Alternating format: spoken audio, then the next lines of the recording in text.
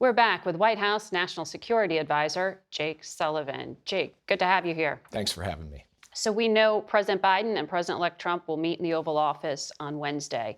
There are a lot of fires around the world.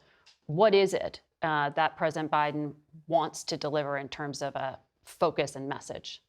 Well, the first and most important message will be that President Biden is committed to the peaceful transfer of power and to a responsible handoff from one president to the next, which is in the best tradition of our country and has been for the last 240 years. And then they will go through the top issues, both domestic and foreign policy issues, including what is happening in Europe and Asia and the Middle East.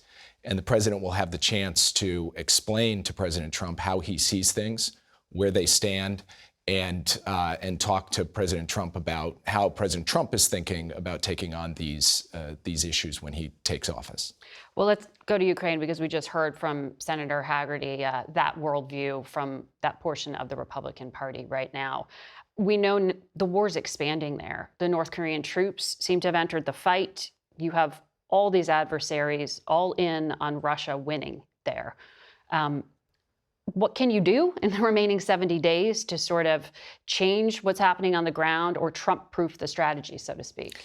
Well, look, our approach remains the same as it's been for the last 2.5 years, which is to put Ukraine in the strongest possible position on the battlefield so that it is ultimately in the strongest possible position at the negotiating table. And it should be up to Ukraine to decide for its own sovereignty and its own territorial integrity when and how it goes to the negotiating table. It should be up to the United States and a coalition of nations that we have built to continue to supply Ukraine with the means to defend itself against brutal Russian aggression. You've got like, what, $6 billion in money left? That's already... And President Biden made clear when President Zelensky was here in Washington a couple of months ago that we would spend all of the resources that were provided to us by the Congress on time and in full, meaning that by January 20th, we will have sent the full amount of resources and aid to Ukraine the Congress has authorized. And of course, President Biden will have the opportunity over the next 70 days to make the case to the Congress and to the incoming administration that the United States should not walk away from Ukraine, that walking away from Ukraine means more instability in Europe. And ultimately, as the Japanese Prime Minister said, if we walk away from Ukraine in Europe, the question about America's commitment to our allies in Asia will grow. Do you mean President Biden's going to ask Congress to pass more money for Ukraine before he leaves office? Look, I'm not here to put forward a specific legislative proposal, but President Biden will make the case that we do need ongoing resources for Ukraine beyond the end of his term, because the threat to Ukraine will remain no matter what exactly happens on the battlefield or at the negotiating table, and the United States should not walk away from its commitment either to Ukraine or to 50 nations that we have rallied in defense of Ukraine in both Europe and Asia. So U.S. intelligence assessed that Russia favored Donald Trump in this election, that Russia interfered in a fairly dramatic and visible fashion with these fake videos.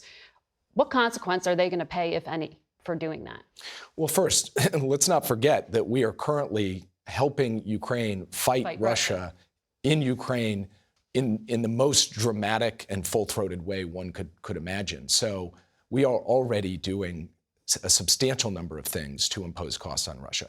We have also passed the most sweeping sanctions on Russia that we have seen against a major economy in the world at any Senator point. Haggerty was saying it's Russia's doing fine even with those sanctions. Well, first of all, you can see in many different ways, whether it's inflation in Russia, whether it's their ability over time to actually grow their economy, their technology, their capacity to invest in new sources of energy going down the line, that the picture for Russia looks increasingly bleak as time goes on, and that these sanctions are biting.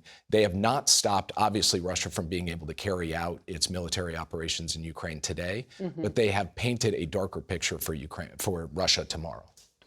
Do you know what Russia is giving North Korea's Kim Jong-un in exchange for the men he is sending to fight on the battlefield in Ukraine?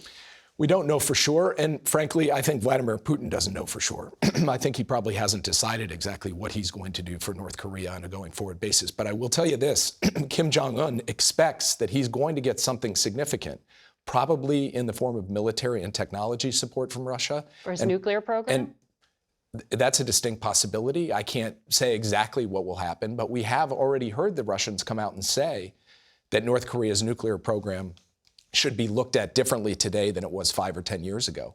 So the concern about the relationship between Russia and North Korea in both directions is very real and something that all of the nations of the free world need to pay attention to. So Prime Minister Netanyahu said he spoke to Donald Trump 3 times in the past few days. The Israeli president, Isaac Herzog's coming to the White House. That was just announced.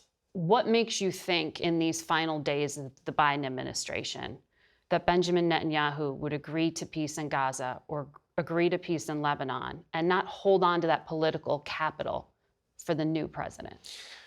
Prime Minister Netanyahu will make his decisions and he'll speak to his decisions. Here's what I see. First, in Gaza, it really today is not Israel that is standing in the way of a ceasefire and hostage deal. It is Hamas. Israel has said it's prepared to do a temporary ceasefire for a number of hostages and then try to build on that to get all of the hostages home. Do you know what Hamas Senator has said Haggerty was no. talking about on that with Hamas? I don't know about the particular statement he made. What I will tell you is whatever Hamas is saying publicly, what they are communicating to the mediators is no, we will not do a ceasefire and hostage deal at this time. So what we need to do is get the rest of the world to continue to increase pressure on Hamas to come to the table to do a deal in Gaza, because the Israeli government has said it's prepared to take a temporary step in that direction.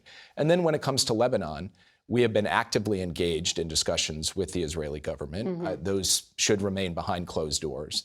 But we do believe that at some point, the Israeli government wants to do a deal that gets its citizens back home. I don't think it's doing that deal for American politics. I think it's doing that deal to try to secure Israel. And I expect that in the coming weeks, we will see progress in that direction. Will you hold Israel to account? Because the Secretaries of State and Defense have sent letters saying that they're not allowing in aid to the degree they should, and that there are possibly forced displacements from northern Gaza. On this program, you have said that was essentially a red line. So basically what you have seen from Secretary Austin and Secretary Blinken is a letter to their Israeli counterparts that says, here is a set of steps we expect you to take, and we are going to measure you against the progress you're making towards those steps. This week, we will make our judgments about what kind of progress they have made.